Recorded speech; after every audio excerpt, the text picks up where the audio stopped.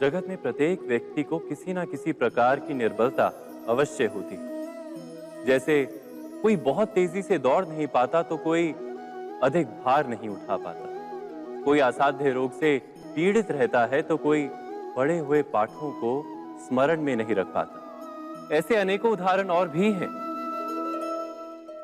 क्या आप किसी ऐसे व्यक्ति को जानते हैं जिसे सब कुछ प्राप्त हो और हम जीवन की उस एक निर्बलता को जीवन का केंद्र मानकर जीते हैं? इस कारणवश हृदय में दुख और असंतोष रहता है सदा।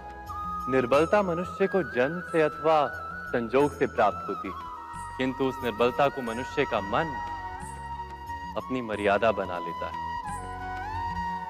किंतु कुछ व्यक्ति ऐसे भी होते हैं जो अपने पुरुषार्थ और श्रम से उस निर्बलता को पराजित कर देते हैं।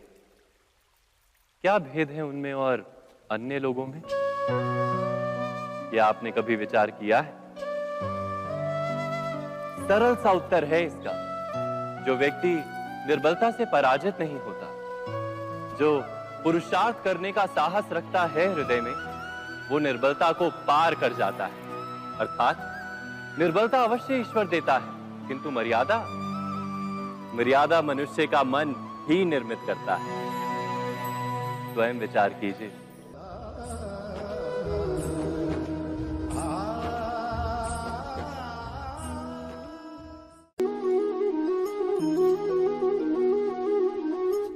भविष्य का दूसरा नाम है संघर्ष।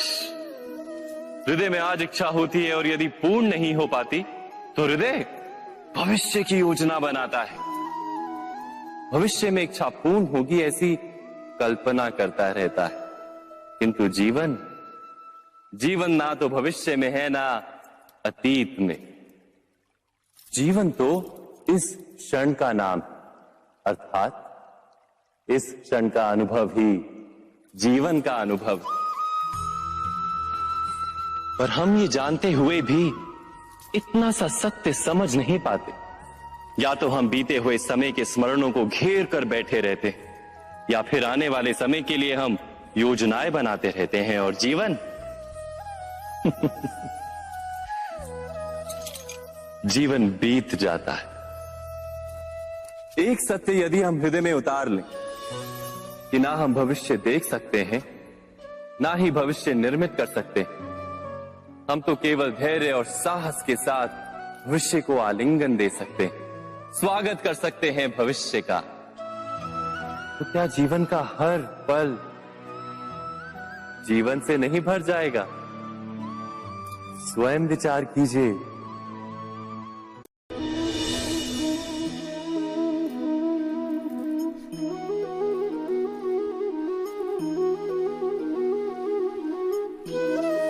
ज्ञान प्राप्ति सदा ही समर्पण से होती है, ये हम सब जानते हैं। किंतु समर्पण का वास्तविक महत्व क्या है? क्या हमने कभी विचार किया?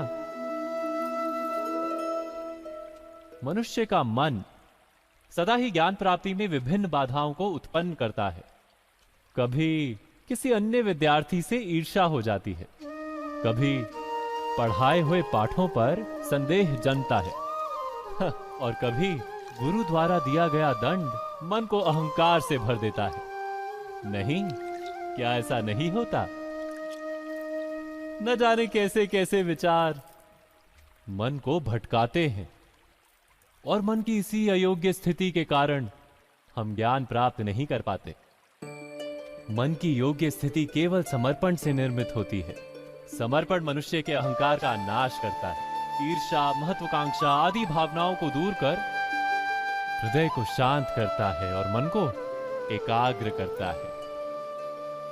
वास्तव में ईश्वर की सृष्टि में ना ज्ञान की मर्यादा है, ना ज्ञानियों की।